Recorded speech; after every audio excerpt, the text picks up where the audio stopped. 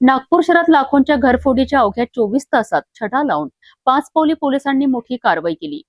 CCTV footage आणि गोपनीय माहितीच्या आधारे 3 आरोपींना ताब्यात घेत चोरीतील रोकड, वाहन आणि घरफोडीसाठी वापरलेले हत्यार जप्त करण्यात आले आहे।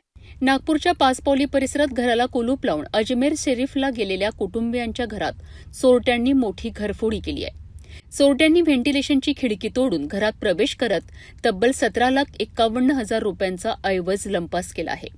घटनेची माहिती मिळताच पाचपावली पोलिसांनी सीसीटीव्ही फुटेज आणि गोपनीय माहितीच्या आधारे तपासाची चक्रे वेगाने फिरवलीत।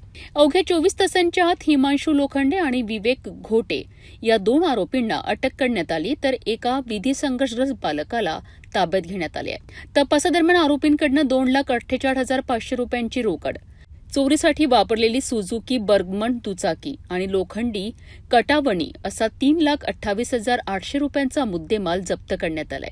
या प्रकरणातील आणखी एका आरोपीचा शोध सुरू असून नागपूर पोलिसांच्या या जलद आणि प्रभावी कारवाईचे सर्वत्र कौतुक होत आहेत।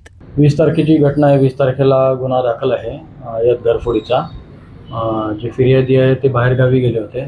आरोपीने बाथरूमच्या खिडकीमधून आत प्रवेश केला आणि सोन्याचे दागिने आणि कॅश असे मिळून एकूण 17 लाखाचे मुद्देमाल त्याने चोरून नेला।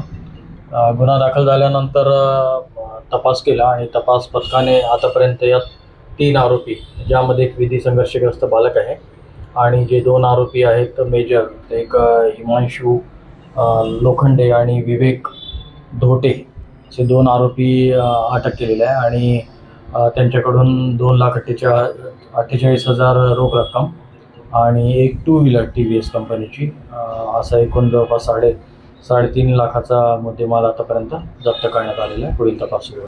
लाखोंची घरफोडी उघड करत अवघ्या 24 तासात आरोपींना गजाआड करणाऱ्या नागपूर पोलिसांनी पुन्हा एकदा आपल्या तपास कौशल्याची छाप पाडली आहे। फरार आरोपीचा शोध सुरू असून या प्रकरणाचा पुढील तपास पाचपावली पोलीस करीत आहेत।